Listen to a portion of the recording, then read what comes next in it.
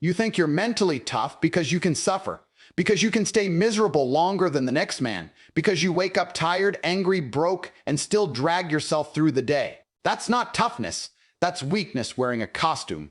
That's endurance without direction. Real mental toughness isn't about how much pain you can tolerate. It's about how little chaos you allow inside your head. And most of you have zero control there. You've been sold a lie that toughness means being emotionally numb, angry, or constantly grinding while your life stays the same. That's not strength. That's noise. That's a man who can't shut his own mind up. If your thoughts run you, you're not tough. You're owned.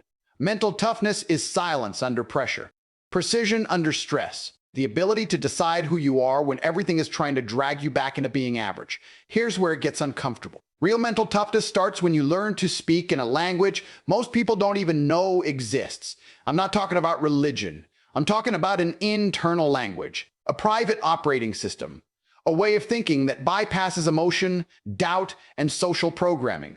Most men think in excuses, fears, and borrowed opinions. Mentally tough men think in commands, short, cold, non-negotiable. When I say speaking in tongues, I mean you built a mental code that only you understand. A language of discipline, standards, and action. No whining, no inner debate, no emotional negotiation. You don't ask yourself how you feel. You tell yourself what happens next. That's dominance. That's control. That's power at the identity level. Weak men let emotions speak first. Strong men decide who gets a voice. You don't become mentally tough by feeling motivated. You become mentally tough by killing the part of you that needs motivation at all. You act because that's who you are. Your identity doesn't shake. Your standards don't bend. Pressure doesn't make you emotional. It makes you sharper. Most people confuse chaos with intensity. They think being loud, aggressive, or constantly stressed means they're strong. It doesn't. It means they're unstable. True mental toughness is calm violence. It's restraint. It's knowing you could lose control and choosing not to. That choice is power. Anyone can snap. Very few can stay composed while executing at a high level. When you change the way you speak to yourself, you change the man you are.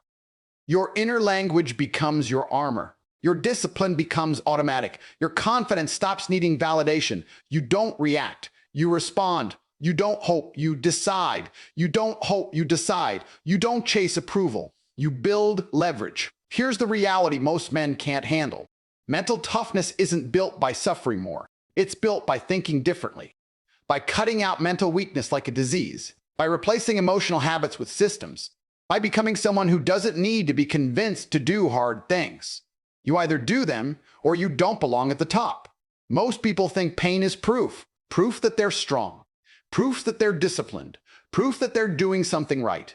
They wake up exhausted, stressed, mentally drained, and wear it like a badge of honor. They talk about how hard their life is, how much pressure they're under, how much they've suffered, and they genuinely believe that suffering alone is building them into something formidable. It isn't. Pain by itself doesn't forge strength. It only exposes what you already are. Endurance without direction is not toughness. It's stagnation. Anyone can tolerate discomfort if they have no better option. Prisoners endure. Victims endure. People trapped in bad lives endure. That doesn't make them powerful, it makes them stuck. Mental toughness is not about how long you can survive in chaos.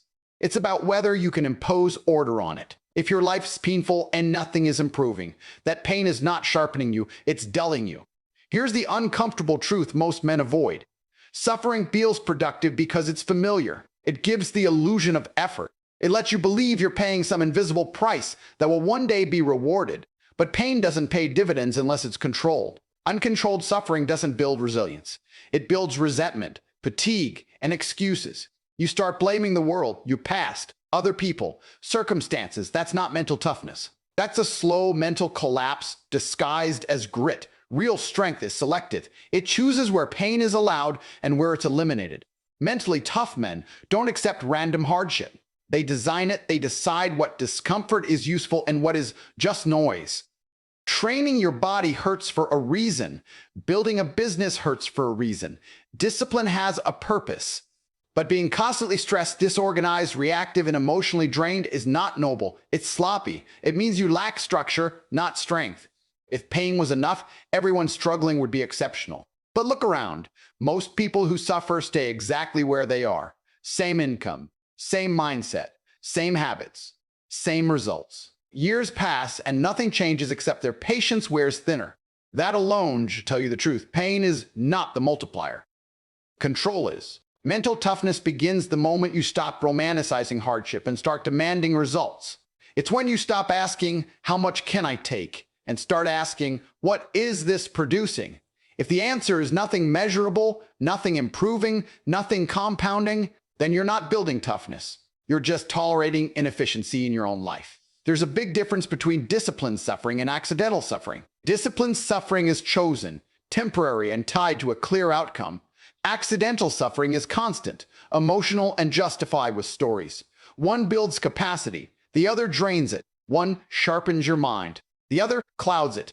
Most people live in the second category and convince themselves they're strong because quitting feels worse than admitting they're lost. A mentally tough man does not brag about pain. He minimizes it. He removes unnecessary friction. He builds systems that reduce chaos. He doesn't let stress spill into every area of his life and call it character development. That's amateur thinking. Professionals operate clean.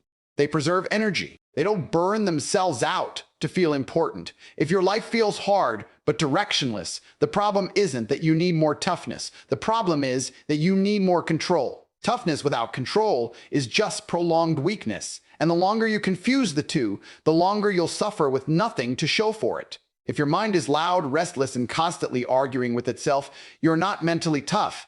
You're mentally undisciplined. That noise you call pressure is just a lack of control. Real toughness doesn't announce itself with stress, panic, or emotional spikes. It shows up as calm when everything should be chaotic. And that calm is rare because most people have never learned how to shut their own thoughts down. The average man's mind is like a crowded room where everyone is shouting at once. Fear speaks, doubt speaks, ego speaks, old failures speak, other people's opinions speak, and instead of taking command, he listens, he reacts. He gets pulled in 10 directions at the same time and mistakes that internal chaos for intensity. It feels like he's fighting something, so he assumes he's strong. He's not. He's overwhelmed. Mental toughness is not thinking more. It's thinking less, but better. It's deciding what thoughts are allowed and which ones are ignored without debate. Weak minds negotiate with every feeling. Strong minds issue instructions. When pressure hits, the undisciplined mind starts asking questions. What if this goes wrong? What if I fail? What will people think? The tough mind doesn't ask. It executes. Noise in the mind comes from uncertainty, from lack of structure, from not knowing who you are or what you stand for. When your identity is vague, every situation becomes a mental argument. You hesitate, you overthink, you burn energy deciding what should already be decided. That's not depth. That's inefficiency. High-level operators don't waste mental bandwidth on decisions they settled long ago. Silence under pressure is not passive. It's aggressive control. It's the ability to feel stress and not let it change your behavior. Your heart rate can rise. The situation can be intense, but your mind stays clean, focused, direct. That's where real power lives. Anyone can panic. Anyone can spiral. Very few can stay composed when the stakes are high. A loud mind is a liability. It slows you down. It makes you second-guess moves that should be automatic. It turns simple problems into emotional events. And the worst part is that most people have normalized this state. They think being constantly anxious, distracted, and mentally cluttered is just part of modern life. It's not. It's a sign of weak internal leadership. Mental toughness means you don't let your thoughts vote. You decide. You observe emotion without obeying it. Fear shows up and you acknowledge it without giving it authority. Doubt appears and you let it pass without engagement. That skill alone separates men who lead from men who react. Silence is not emptiness. Silence is clarity. When your mind is quiet, pressure becomes information instead of threat. You see what needs to be done without distortion. You don't dramatize. You don't catastrophize. You move. That's why calm men are dangerous. They don't telegraph panic. They don't leak emotion. They act while others are still drowning in internal noise. Most people never experience this level of mental control because it requires discipline. They're unwilling to build. It requires saying no to constant stimulation, no to emotional indulgence, no to mental clutter. You don't get a quiet mind by accident. You earn it by training yourself to stop reacting to every thought like it deserves attention. If your inner world is loud, chaotic, and exhausting, that's not toughness testing you. That's weakness exposing itself. Until you learn to command silence inside your own head, you will never be mentally tough. You'll just be busy, stressed, and tired confusing noise with strength, while men with control move past you without a word. Most men are ruled by a simple question they ask themselves all day without realizing the damage it causes. How do I feel? That single habit destroys momentum, discipline, and authority. Feelings are unstable. They change with sleep, food, stress, weather, and ego. Building your life on them is like building a fortress on sand. Yet most people do exactly that and then wonder why nothing holds. Mentally tough men do not consult emotion before acting. They issue instructions. They operate from decision, not sensation. The moment you let feelings decide your behavior, you hand over control. You become reactive. You start negotiating with discomfort instead of overruling it. That's not depth or self-awareness. That's weakness disguised as honesty. Feelings are information, not commands. The problem is most men treat them like authority figures. Tired means stop. Fear means retreat. Bored means quit. Motivation means go. That system guarantees inconsistency. Some days you perform, most days you don't. And over time, that inconsistency becomes your identity. You start seeing yourself as someone who tries instead of someone who executes. Command-based thinking is different. It removes debate. It removes drama. You don't wake up and ask whether you feel like training, working, learning, or improving. You already decided who you are. The action is automatic, just like breathing, just like showing up. This is how professionals operate. They don't need emotional alignment to perform. They perform because that's the standard. The internal conversation of a weak man is full of questions. Should I? Is this worth it? What if it doesn't work? What if I'm tired? A strong man's internal language is short, direct, and cold. Start, finish, focus, move. No emotional adjectives, no storytelling. Just execution. That's not harshness. That's efficiency. Every time you negotiate with yourself, you lose authority. You teach your mind that orders are optional. Over time, your own voice stops carrying weight. You tell yourself to work and don't, to train and don't, to stop distractions and don't. Eventually, even when something matters, your mind doesn't listen. You trained it to ignore you. Mentally tough men never let that happen. They protect their internal authority at all costs. When they tell themselves something will be done, it gets done. Not because they're superhuman, but because they've eliminated the habit of debate. They don't give emotions the microphone. Feelings can exist, but they don't get a vote. This is where identity shifts. You stop seeing yourself as someone trying to be disciplined and start seeing yourself as someone who acts on command. The gap between thought and action shrinks. There's no delay filled with doubt and friction. That speed creates confidence. Confidence creates dominance. Dominance creates results. Most people think motivation creates action. It doesn't. Action creates motivation. Command-based thinking flips the equation. You move first. The feeling catches up later. Waiting to feel ready is how average lives are built. Issuing commands is how momentum is built. Momentum doesn't care how you feel. It only cares that you keep moving. When pressure hits, this difference becomes obvious. Emotional thinkers panic. They freeze. They overthink. Command thinkers simplify. They strip the situation down to the next move and execute it. No noise, no inner chaos, just direction. That's why they outperform in stress while others collapse. If you still let your feelings decide your behavior, understand this clearly. You are not mentally tough. You are emotionally driven, and emotions are unreliable leaders. The moment you replace questions with commands, your entire internal structure changes. You stop hoping. You stop waiting. You start acting. And once that becomes your default, mental toughness is no longer something you chase. It's simply how you operate. Most people live inside a mental system they didn't build. Their thoughts are borrowed, their reactions are trained by society, and their internal dialogue sounds exactly like everyone else's. That's why they break under pressure. When stress hits, they default to panic, excuses, or emotion because they have no private structure to fall back on. No code, no internal language. Nothing solid to execute from. When a man develops a private mental code, everything changes. He stops thinking in public language. He stops processing life through emotion-heavy narratives and external validation. He begins operating on a set of internal commands that are short, cold, and non-negotiable.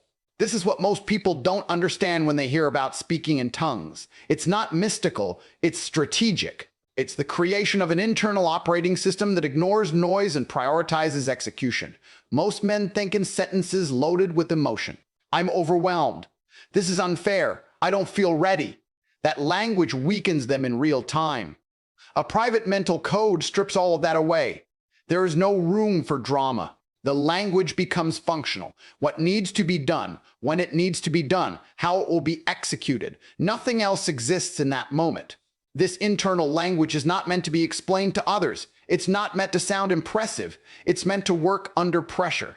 When chaos hits, men without a code freeze because they start thinking outward. What will people think? What if this fails? What does this say about me? Men with a code turn inward. They don't seek reassurance. They issue instructions. That's where discipline becomes automatic. You're no longer relying on willpower or motivation because your mental language doesn't allow for hesitation. You don't argue with yourself. You don't justify weakness. You don't need to hype yourself up. The command exists, so the action follows. Over time, this creates a dangerous level of consistency. Most people leak energy because their minds are crowded with unnecessary words, explanations, stories, emotional commentary. A private code eliminates that leakage. The fewer words you use internally, the sharper you become. That sharpness shows in how you move, speak, and decide. People feel it even if they can't explain it. This is also where identity shifts at a deep level. You stop identifying as someone who is trying to improve and start identifying as someone who operates by rules. Your behavior stops depending on mood. Your confidence stops depending on outcomes. You trust yourself because you've proven repeatedly that when an order is given internally, it gets carried out. Men without this internal language are easy to break. Stress overwhelms them because they have no filter. Emotion floods their thinking. Pressure turns into panic. Men with a private code don't experience pressure the same way. Pressure becomes a signal, a trigger to switch modes, calm, focused, direct, no wasted motion. This is why externally disciplined men still fail under stress. They rely on routines, environments, or accountability from others. When those disappear, so does their control. A private mental code travels with you everywhere. No one can take it. No situation can remove it. That's real power. Most people will never build this because it requires letting go of emotional comfort. It requires accepting that your internal dialogue must become colder, sharper, and more demanding. Not cruel, precise. The reward is complete self-command. When your mind speaks in a language designed for execution, discipline stops being a struggle. Control stops being temporary, and dominance stops being an act. Most people think dominance looks like aggression, raised voices, emotional reactions, explosive responses. They believe power is proven by how quickly someone loses control. That belief alone exposes weakness. Losing control is not strength, it's surrender. Anyone can react, anyone can explode. That requires no mastery. Real dominance is restraint under pressure, when every instinct is screaming to do the opposite. The man who controls himself controls the situation, always. When emotions rise and he remains composed, the power dynamic shifts instantly. Others start leaking energy through anger, panic, or impulsive decisions. He doesn't. He watches. He calculates. He chooses. That choice is where dominance lives. Not in noise, but in command.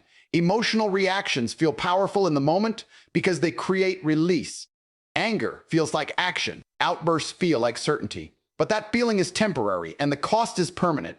Once you react emotionally, you expose predictability. People learn your triggers. Situations start manipulating you. You become readable. And what's readable is controllable. Control is intimidating because it's rare. A calm man in a chaotic environment changes the temperature of the room without saying a word. His silence forces others to fill the space with their insecurity. They talk too much. They justify. They over-explain.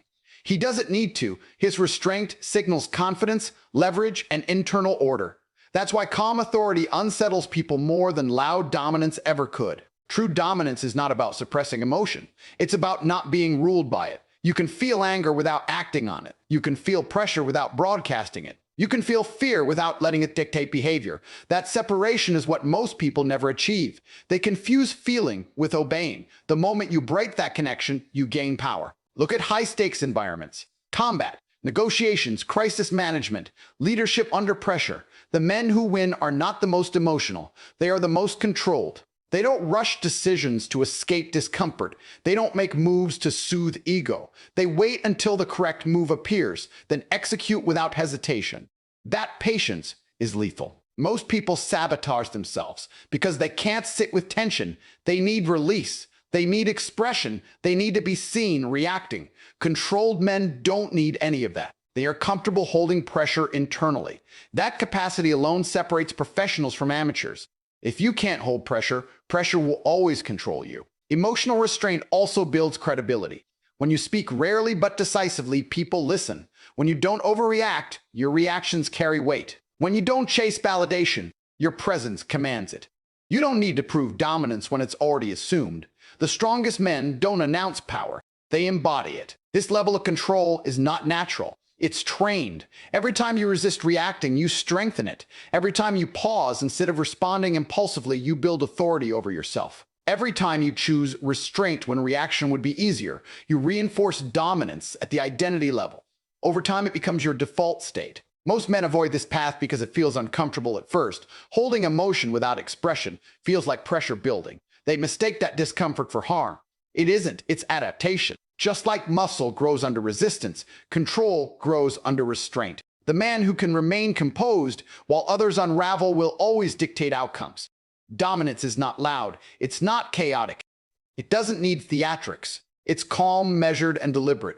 When you control yourself, you stop being pushed by circumstances and start shaping them. And once that becomes your standard, no amount of external pressure can take it from you. Most people spend their lives chasing motivation, wondering why it never stays. One good video fires them up. One speech gets them moving. One good day convinces them they've changed. Then the feeling disappears, and so does the action. They assume the problem is a lack of inspiration. It isn't. The problem is that motivation was never meant to be trusted in the first place. Motivation is emotional, temporary, unreliable. It shows up when conditions are comfortable and vanishes the moment resistance appears. Building your life on motivation is like relying on good weather to survive. Some days it's there, most days it's not. And when it's gone, so is your discipline, your consistency, and your progress. Identity works differently. Identity doesn't ask how you feel. Identity answers the question of who you are. When something becomes part of your identity, it no longer requires emotional energy. You don't need motivation to brush your teeth. You don't need hype to show up to responsibilities you fully own. You act because not acting would violate who you believed yourself to be. This is where most men fail. They try to do disciplined actions while still identifying as undisciplined people.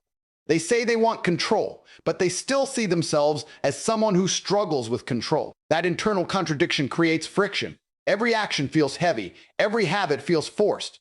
Eventually, they quit and blame motivation again.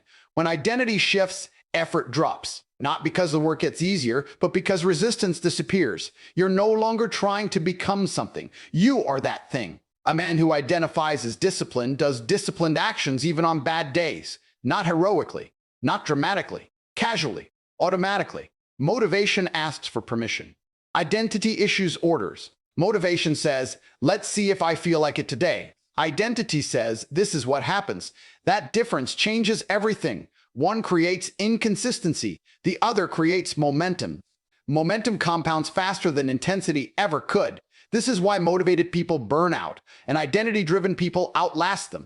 Motivation spikes high and crashes hard. Identity stays flat and stable. It doesn't need emotional peaks. It doesn't celebrate small wins loudly. It just keeps going. And over time, that quiet consistency builds results that look impossible to outsiders. Most people wait to feel like the person they want to be before acting. That's backwards. Identity is not discovered through feeling. It's forged through repeated behavior. You act first. You act again. You act when it's inconvenient. Eventually, your self-image catches up. And once it does, discipline stops feeling like discipline. It feels normal. When identity leads, excuses lose power. You don't debate whether to train, work, focus, or improve. You don't dramatize resistance. You don't negotiate with laziness, not because you're special, but because those behaviors no longer align with how you see yourself. Acting out of character feels worse than acting tired. This is also why identity-based men don't need external validation. They're not performing, they're expressing who they are. Results become feedback, not fuel. Failure becomes information, not a reason to quit. Their sense of self is not tied to temporary outcomes, so pressure doesn't destabilize them. Most people never experience this because it requires letting go of the comfort of excuses. You can't cling to an old identity and expect new behavior to last. Something has to die. The version of you that needs motivation, reassurance, and perfect conditions cannot come with you. Once identity is set, motivation becomes irrelevant. You don't rise and fall with emotion. You move forward regardless. That's why identity beats motivation every time. One fades, the other commands. And the man who operates from identity doesn't wait to feel ready. He moves because stopping would mean becoming someone he no longer is. So understand this clearly. If your mind is loud, emotional, and easily shaken, you are not mentally tough. You are just tired. Mental toughness is control. It's identity. It's a private language of command that turns pressure into fuel and fear into nothing. Decide who you are. Decide how you think. Decide what you tolerate. Or stay exactly where you are, calling suffering strength. While stronger men pass you in silence,